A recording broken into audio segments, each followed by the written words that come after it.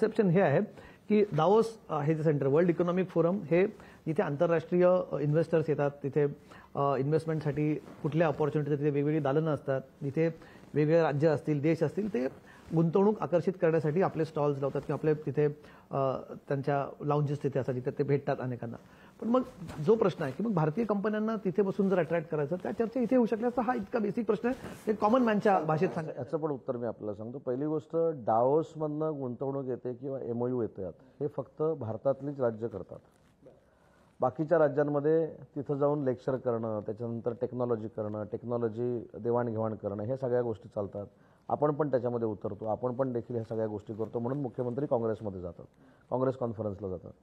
महत्त्वाची गोष्ट अशी आहे की जर इन्व्हेस्टर, म्हणजे आम्हाला तर तिथं जायचंच आहे, विचारांची देवाणघेवाण करायला काँग्रेसच्या त्याच्यामध्ये मुख्यमंत्र्यांना जायचं आहे, आपलं पॅव्हेलियन तिथं तयार करायचं आहे.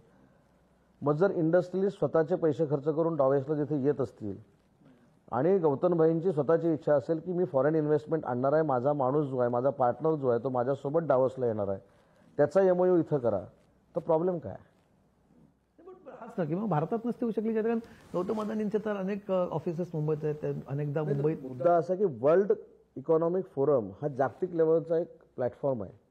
त्या प्लॅटफॉर्मवर हे MOU ज्यावेळी होतात ते त्याची पब्लिसिटी किंवा त्याचं मायलेज जे आहे ते ऑल ओव्हर वर्ल्डमध्ये जातं आणि त्याचा इंडस्ट्रीजला फायदा होतो. हा इंडस्ट्रीजचा हेतू असतो.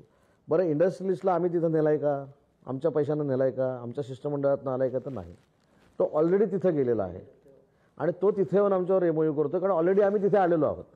तर त्यांना एक वेगळा प्लॅटफॉर्म मिळतो, वेगळ्या पद्धतीची चर्चा जागतिक पातळीवर त्या इंडस्ट्रीजची सुरू होते आणि म्हणून त्या ठिकाणी ते होतात. आता दुसरं सांगतो, हे झाले फिनान्शियल MOU.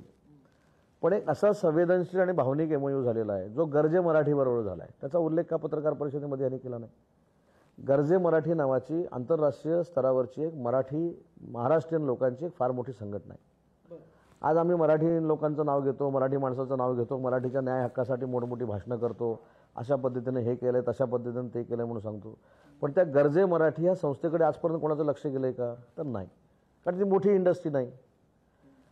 त्यांनी मागच्या वर्षी असं काम केलं महाराष्ट्रामध्ये की स्वतःच्या पदरचे 25 कोटी रुपये इथल्या मुलांच्या स्टार्टअपसाठी दिले, महाराष्ट्रातल्या जगातल्या लोकांनी, आणि इथं स्टार्टअप सुरू करण्याचा प्रयत्न केला. स्टार्टअपसाठी मदत करते. बरं, ती कोणाला मदत करते? जे महाराष्ट्रीयन लोक जगभरामध्ये आहेत त्यांचे नातेवाईक स्टार्टअप इथे जे सुरू करतात त्यांना हे मदत करतात. 25 कोटी रुपये त्यांनी मदत केली. मग त्यांना आम्ही आमच्यासोबत घेतलं आणि आम्ही त्यांना सांगितलं की मुख्यमंत्री रोजगार निर्मिती योजनेमध्ये जर तुम्ही तुमचे 25 कोटी रुपये इन्व्हेस्ट केले तर आम्ही कर्ज म्हणून तुम्हाला 250 कोटी रुपये देऊ शकतो. त्याच्यासाठी त्यांनी आम्हाला MOU केला. म्हणजे फक्त आम्ही गौतमभाई अदानींबरोबर नाही MOU केला, आम्ही आनंद गानूंबरोबर महाराष्ट्रातल्या पण MOU केला. मग आता हे विचारतील आनंद गानूंबरोबर डावसला का केला? तर आनंद गानू हे महाराष्ट्रातले जरी असले तर US मध्ये राहतात. ओंकार कलवडे म्हणून एक युवक आहे, त्याची हैदराबादला IT कंपनी आहे, त्याची जर्मनीला IT कंपनी आहे. हे सगळे त्याच्यामधले आहेत. म्हणजे तुम्ही 27 तारखेला आता जर आला विश्व मराठी साहित्य संमेलनाला, हे आपल्याला सगळे बघायला मिळतील. उद्या त्याच्यावर पण हे शंका घेणार आहेत का आनंद गानू आपले आहेत, आनंद गानू महाराष्ट्रातले आहेत. त्यांचा दृष्टिकोन असा की आम्ही 25 कोटी रुपये खर्च करत असताना शासनानं काहीतरी मदत करा. आम्ही त्यांना प्रपोजल दिलं, तुमचे 25 कोटी रुपये डायरेक्ट देण्यापेक्षा 25 कोटी हे 1/4 म्हणून तुम्ही वापरा, आम्ही त्याच्या अगेन्स्ट तुम्हाला कर्ज देतो आणि परत त्या स्टार्टअपला 35% सबसिडी देतो. असा MOU आम्ही त्यांच्याबरोबर केला. म्हणजे फक्त अल्ट्रा मेगा प्रोजेक्टलाच ताकद देण्याचं आम्ही काम केलं नाही, जे 50 लाखाचं 20 लाखाचं पण परदेशातले तिथले नातेवाईक यांना पैसे देणार आहेत आणि त्याच्यातनं ते उद्योग सुरू करणार आहेत, अशा लोकांबरोबर देखील आम्ही MOU केला. तेव्हा मला असं वाटतं की फिनान्शियल अदानी साहेब आले, लक्ष्मी मित्तल साहेब आले म्हणून काही लोकांचे डोळे असे मोठे होतात, पण आम्ही आनंद गानूंबरोबर सुद्धा MOU केला. हा MOU आहे, MOU सामंजस्य करार आहे. सामंजस्य करार होणं म्हणजेच गुंतवणूक केलं असा त्याचा अर्थ होत नाही. सगळ्यात महत्त्वाचा प्रश्न आपण बघितला, म्हणजे तुम्हीच मागे सांगितलं की गेल्या वेळेस एक MOU झाला, तो प्रत्यक्षात उतरला नाही. हा प्रश्नही उपस्थित केला जातोय की गेल्या वेळेस तुम्ही उद्योगमंत्री म्हणून तिथे जेव्हा गेला होतात त्यावेळेसचे किती करार MOU ज्यावेळेस अस्तित्वात उतरले ते प्रत्यक्षात ते उतरलेत, असं किती करार आहेत गेल्या वर्षीचे? हा प्रश्न सगळ्यात महत्त्वाचा आहे की 1,37,000 कोटी जेव्हा MOU केले त्याच्यातले आम्ही 76% इम्प्लिमेंट केले.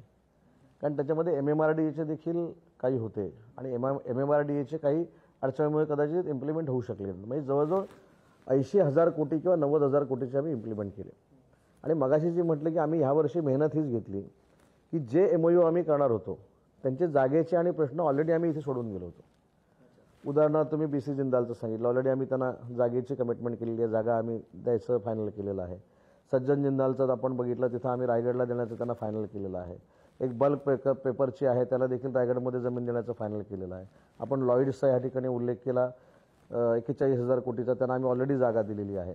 जेम्स अँड ज्वेलरीमध्ये आम्ही 50,000 कोटीची इन्व्हेस्टमेंट करतोय, ऑलरेडी 21 एकर जागा आम्ही त्यांना नवी मुंबईमध्ये दिलेली आहे. त्याच्यानंतर अदानींबरोबर जो आम्ही डेटा सेंटरचा MOU केला आहे, ऑलरेडी त्यांची जागा स्वतःची आहे, तिथं ते डेटा सेंटर सुरू करतात, फक्त इन्सेंटिव्ह त्यांना आम्हाला द्यायचं आहे. त्याच्यामुळे यावेळी 60 ते 70% इंडस्ट्रियलिस्टना ऑलरेडी आम्ही जागा देण्याची प्रोसेस सुरू केलेली आहे. त्याच्यामुळे मला खात्रीलायक वाटतं की आम्ही किमान 95 ते 98% ही इन्व्हेस्टमेंट आणू आणि 2 लाख बेरोजगारांना रोजगार देऊ. बरं, आता दुसरा जो मुद्दा आहे ना, म्हणजे गेल्या काही दिवसाची खूप चर्चा झाली, आपले उद्योग इतर राज्यात जातात. आता तुम्ही गुंतवणूक आणताय, तुम्ही म्हणतात की आम्ही मेहनत घेतली आहे, आम्ही दावोसला गेलो, ॲक्सेप्टेड की तिथे तुम्ही जाऊन अपील केलं आणि ते इन्व्हेस्टमेंट आणली. पण मग इन्व्हेस्टमेंट राज्यात येते आणि मग ती इतर राज्यांमध्ये जाते. मधल्या काळात काही प्रकल्प गेले, त्याच्यावरनं खूप आपल्याला एक राजकीय आरोप प्रत्यारोपांची आपल्याला फैरी बघायला मिळाल्या. पण हे उद्योग तुम्ही जे आणाल ते महाराष्ट्रातच राहतील याची तुम्ही शाश्वती देऊ शकाल? मी याचं उत्तर 2 टप्प्यामध्ये देईन. एक म्हणजे एकही उद्योग हा आमचं सरकार आल्यापासून गेलेला नाही, याचा व्हाईट पेपर मी काढलेला आहे. आणि व्हाईट पेपर काढल्यानंतर मी असं सांगितलं की ज्यांना या व्हाईट पेपरच्या विरोधामध्ये मला आव्हान द्यायचं आहे, मी कधीही तयार आहे. वेदांता फॉस्कॉनवर आमच्यावर आरोप झाला, तुम्ही रेकॉर्ड बघा, शेवटी रेकॉर्ड बोलत असतं, मी असं काही बोलेन. वेदांता फॉस्कॉनच्या मालकानं आम्हाला तुम्ही इन्सेंटिव्ह किती देणार आहात, कॅबिनेट सब कमिटी घेऊन सांगा. 18 महिने कमलेशीस कॅबिनेट सब कमिटी झाली नाही, 18 महिने तो निघून गेला. एअरबसचा आमच्यावर आरोप झाला, एअरबसचं एक वाक्य दाखवावं, पत्रकार परिषद घेतात त्यांनी एक वाक्य उद्योग खात्यामध्ये लिहिलेलं दाखवावं, मी राजकीय निवृत्ती घेतो 100%. BDPचं मध्ये होतात आणि म्हणून तुमचे स्टेटमेंटला फार गांभीर्याने घ्यावं लागेल. 100% मी सांगतो, एक वाक्य नाही, एअरबस मागितल्याचं वाक्य नाही, उलट अजून सांगतो त्याच्यातली ॲडिशनल माहिती. एअरबस येण्यासाठी त्यावेळेचे विरोधी पक्षनेते आणि विद्यमान उपमुख्यमंत्री देवेंद्रजींनी प्रयत्न केला होता. ते स्वतः दिल्लीत जाऊन भेटले होते. त्यांनी इथं आल्यानंतर इथल्या उद्योगमंत्र्यांना सांगितलं होतं, इथं लक्ष घाला, हा प्रोजेक्ट इथं येऊ शकतो. तुम्ही कधी देवेंद्रजींना हे विचारा. त्याच्यानंतर BDPचं सांगितलं गेलं की BDP इथनं गेला, कुठे गेला BDP? BDP हा सेंट्रल गव्हर्नमेंटचा प्रोजेक्ट होता तुमच्या मेडिसनवरचा, आणि तो 6 राज्यांना दिला. बल्क ड्रग पार्क, बरोबर आहे. बल्क ड्रग पार्क हे 6 द्यायचे होते की 3 द्यायचे होते, केंद्र सरकारनं दिले. ठीक आहे ना, केंद्र सरकारनं देऊ दे ना, सरकार म्हणून आम्ही सक्षम आहोत ना. मी तुम्हाला उद्या घेऊन जातो माझ्यासोबत. रायगडमध्ये ठरलेल्या जागेवर BDP आम्ही सुरू करतोय, लँड ॲक्विजिशन सुरू झालेलं आहे. भले आम्हाला 1,000 कोटी रुपये शासनाचे नाही मिळाले तरी आम्ही स्वतः ते पैसे खर्च करून करतो, याचा अर्थ BDP गेलेला नाही. पण अशा पद्धतीचं नेरेटिव्ह सेट करायचा, सारखं खोटं बोलून, आणि म्हणून ठीक आहे म्हटलं, वेळ येईल तेव्हा आपण व्हाईट पेपर काढू. व्हाईट पेपर मी काढला, विधानसभेत काढला, विधानसभेसारख्या पवित्र ठिकाणी मी व्हाईट पेपर काढला आणि आव्हान केलं की ह्याला चॅलेंज करा. आजपर्यंत त्याच्यावर कोणी क्लॅरिफिकेशन दिलेलं नाही. आणि दुसऱ्या टप्प्यामध्ये तुम्ही जे सांगितलं की आत्ता जे आलेले आहेत ह्याच्यातली एकही रुपया इन्व्हेस्टमेंट ही बाकी कुठे जाणार नाही.